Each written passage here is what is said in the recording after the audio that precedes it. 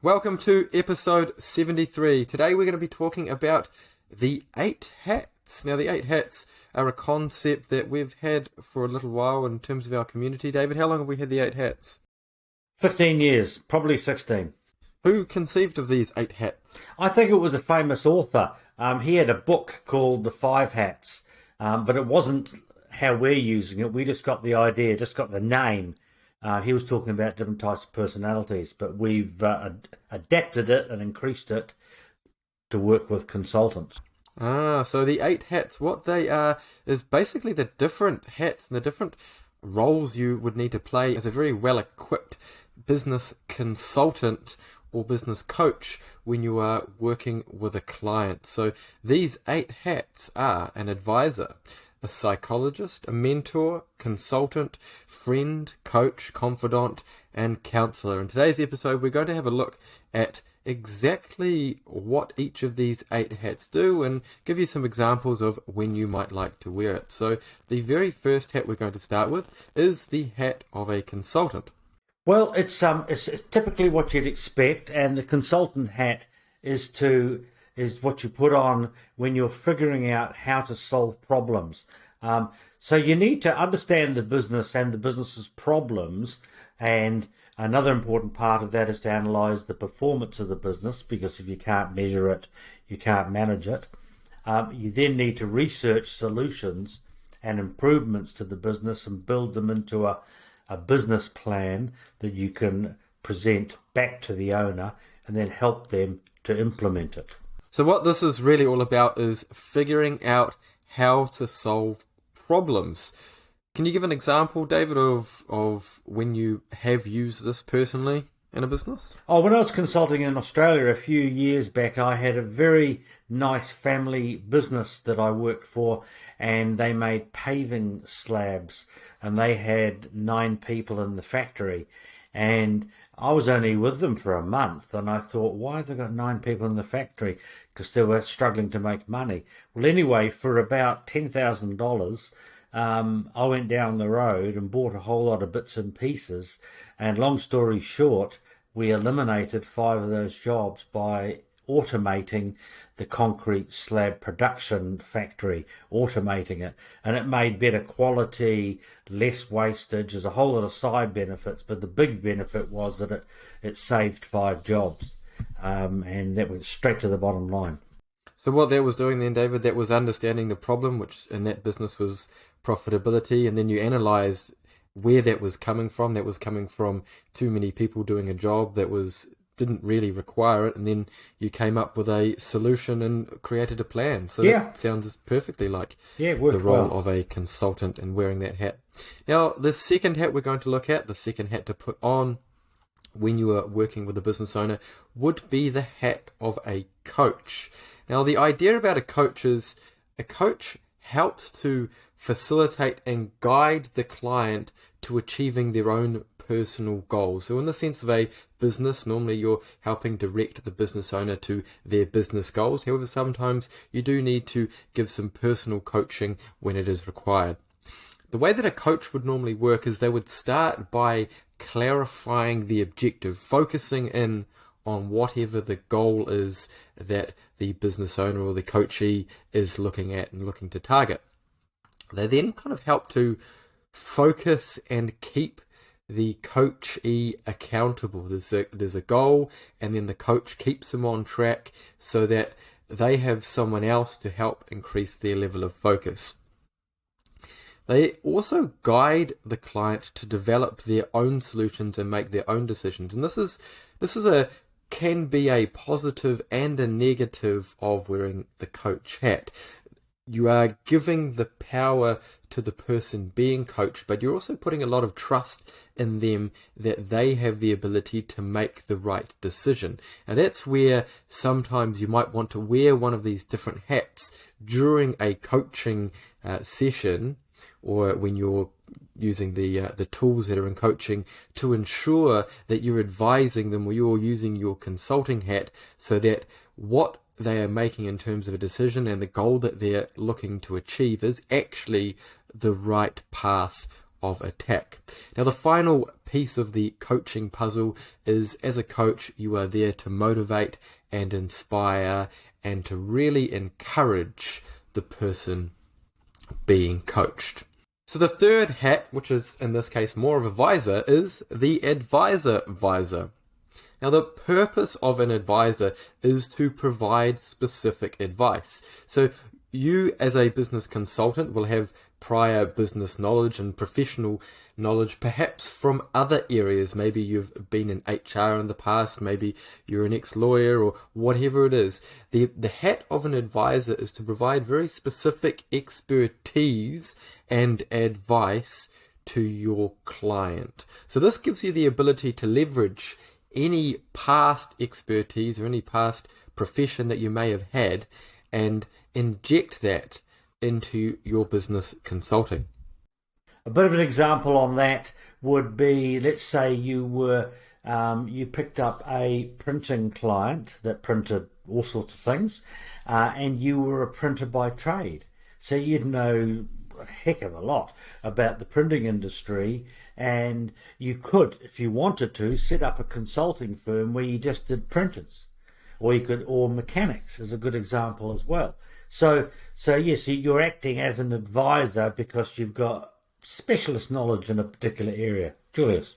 Just to dovetail on the back of that, once you've received or acquired one client in a specific industry, you're going to learn specific knowledge about those types of businesses and those types of industries, which is going to make you more valuable if you were to acquire a similar type of business in the same or perhaps an adjacent industry.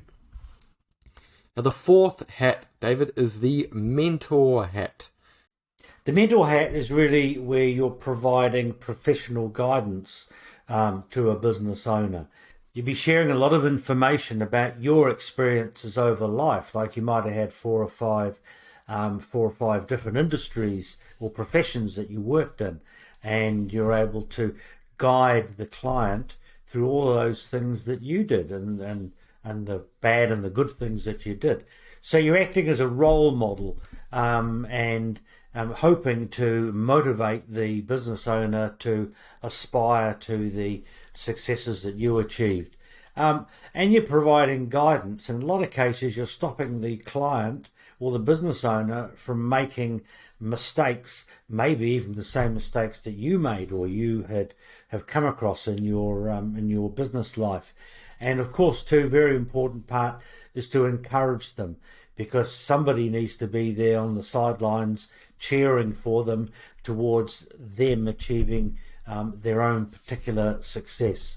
The way I like to think about a mentor, David, is this is the person that's had a lot of experience and they are sharing their war stories, the stories about their experience with their mentee. Yep. The fifth hat is that of the confidant. Now, this is where your client sees you as a very trusted member of their inner circle who they can share private matters with. To do this, obviously, you need to build a high level of trust and understanding. You need to be able to have very open discussions with your client without judgment. Now, that's a very key part of this. You need to be able to have a disarming persona in this instance so that your clients and perhaps other people within the businesses you're working with feel like they can discuss things with you. Now, one key way to do that is simply to listen, listen, listen. Give your client or whoever it is you're interacting with your full attention with your eyes and your ears and your body language, and let them get it all out. That's why God gave us 2 ears and 1 mouth, so that we can listen twice as much as we speak. So it's really important.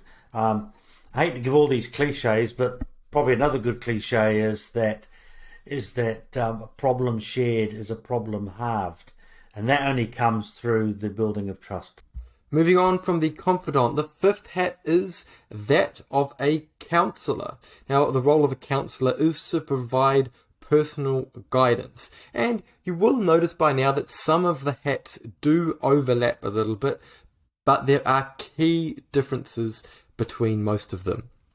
Now, the counsellor focuses on personal difficulties, whereas most of the other hats have been more around a professional relationship.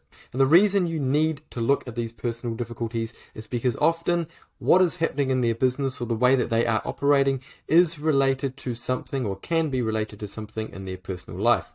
Now, the idea of this is that you help clients talk about their feelings in order to find ways for them to cope with them, to understand them, and then to develop solutions, which is really similar to consulting, just on a personal level. You then discuss these changes that could help them to improve and basically help them implement them. You might have to do a little bit of research along the way so that you can help to provide some of the solutions to these specific problems. I had a client that was having a lot of difficulties in his marriage, and it all stemmed back to the fact that he was working 6.5 days a week and 70 hours a week, and that will probably wreck any marriage, I would think. Anyway, so not only did I help him to get those hours and get him back to 5 working days, they were long days, but at least he had the weekends free.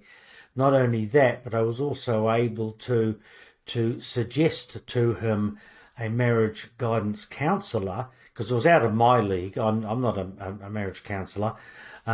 Suggest to him to go to one of those. A very good lady who I met at a Executive Alliance monthly meeting, and she was very, very good. So I was able to put them together, and I'm happy to say that today they're still married, and that's about 13 years later. So there's an example there, Julius.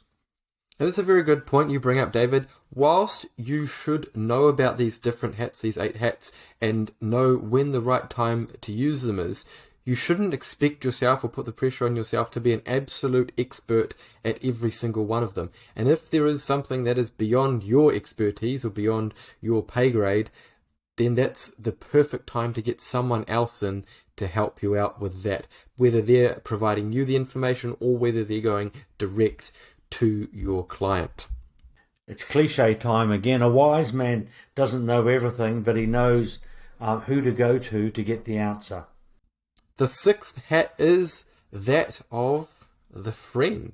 Now, getting to know a client beyond a professional level is something that can be immensely valuable at not only building a very strong long-term relationship, but also to develop a deeper understanding of your client and what makes them tick. Now, this ultimately is going to strengthen your relationship and make sure that it carries on for a very long time, but it's also going to give you an insight into exactly why they are in business, what they enjoy about it, what they don't enjoy so much, and it also gives you, when good things happen, it gives you a stronger bond that gives you the ability to share in the progress and great successes that you have as a team.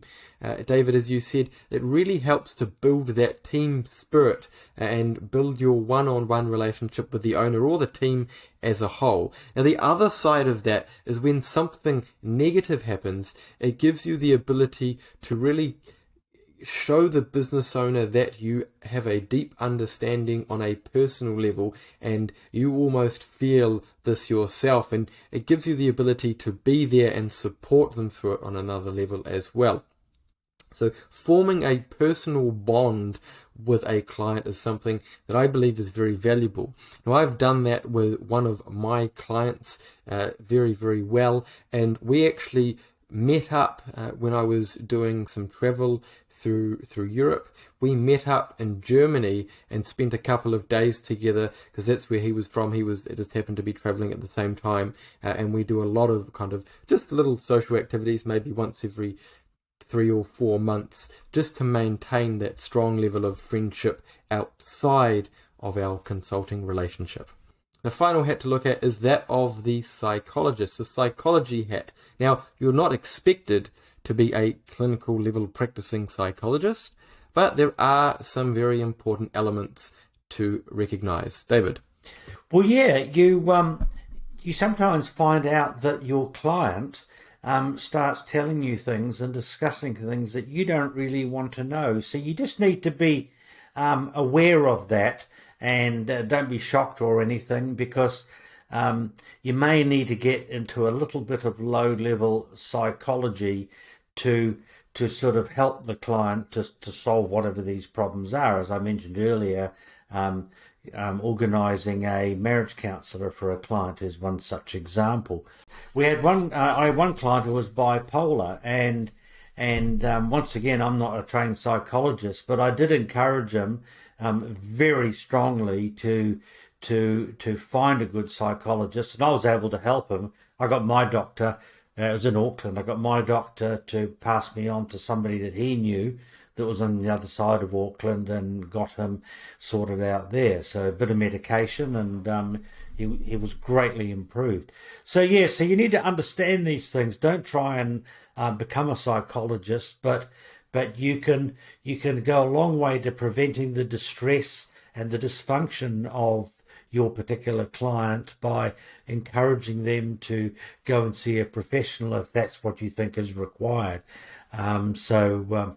Yeah, it's really important that you wear all these hats.